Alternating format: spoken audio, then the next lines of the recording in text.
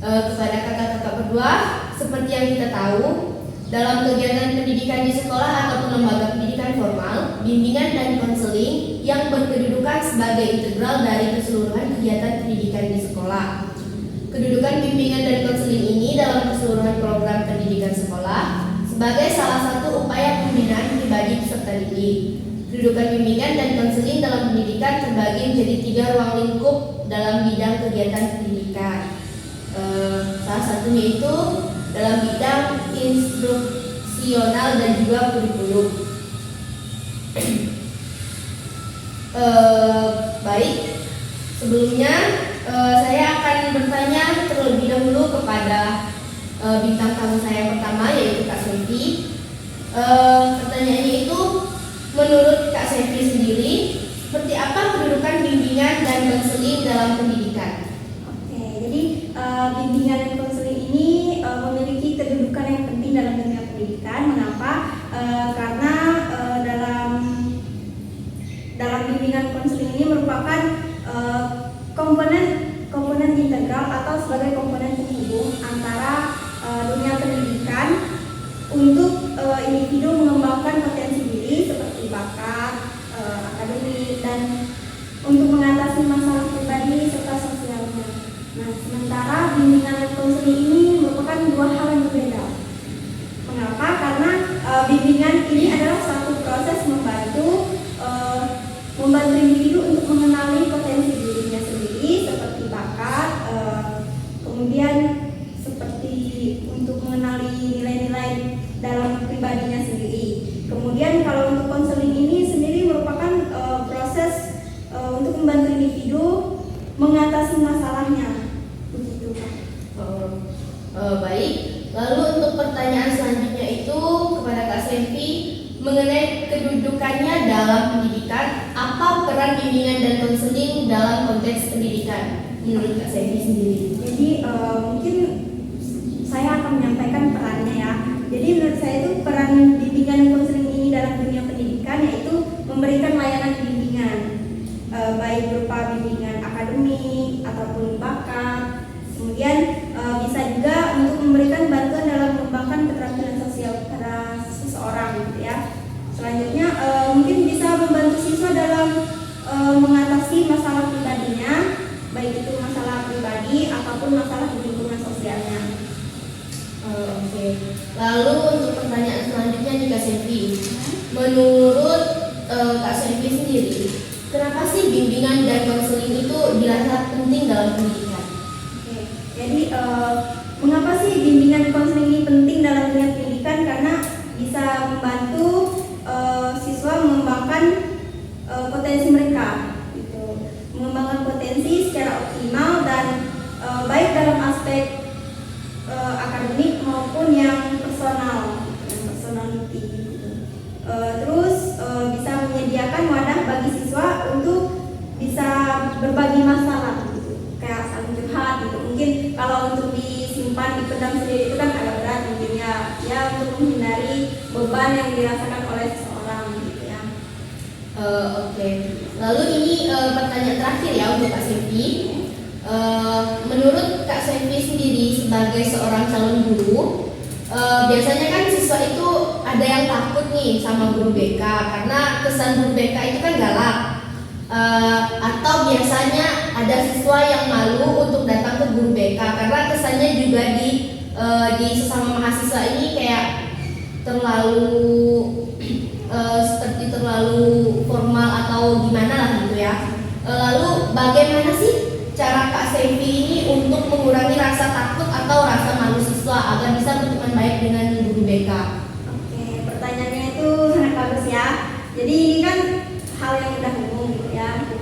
Dalam artian itu semua orang itu atau semua siswa itu merasakan hal yang sama, termasuk saya dulu ya. Saya tuh takut juga sama guru BK. Ini guru BK loh, takut saya gitu kan.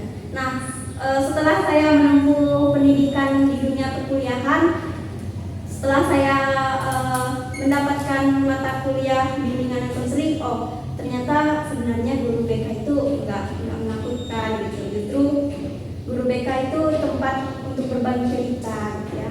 Nah, untuk mengatasi masalah tersebut pada siswa, apalagi siswa SD bagi saya itu cara yang akan saya gunakan itu saya akan menjadi lebih terbuka dan ramah pada siswa.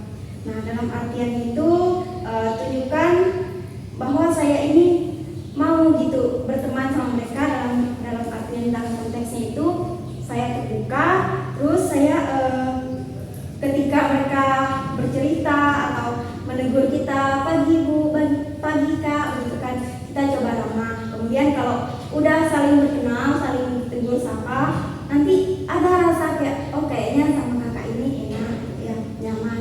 Nah, setelah siswa merasakan nyaman ataupun merasakan aman bersama kita untuk menceritakan sesuatu, biasanya kan siswa menunjukkan apa ya namanya ya, kayak menunjukkan gelagat gitu, apa ya namanya, kayak tingkah laku bahwa mereka mau bercerita dengan kita tunjukkan bahwa kita tuh siap dan benar-benar mau dan kita benar-benar ingin mendengarkan apa yang ingin mereka sampaikan, gitu kan. Terus cara yang kedua bisa saya tunjukkan untuk mengatasi masalah tersebut ketika siswa sudah memberikan kepercayaan kepada saya, sudah mulai mau bercerita meskipun itu sedikit, misalnya itu hanya sekedar Bu, Kak, teman saya ini loh, kan itu kan sudah bagus untuk membangun komunikasi dengan kita. Nah, usahakan jaga kerahasiaannya agar siswa merasa oh sepertinya emang nyaman dengan kakak atau ibu ini. Gitu sih, Kak. Oke, terima kasih sekali lagi kepada kepada bintang tamu kita, Kak Sevi, untuk jawaban dari pertanyaan saya. Menurut saya sendiri jawaban dari Kak Sevi ini cukup memuaskan ya.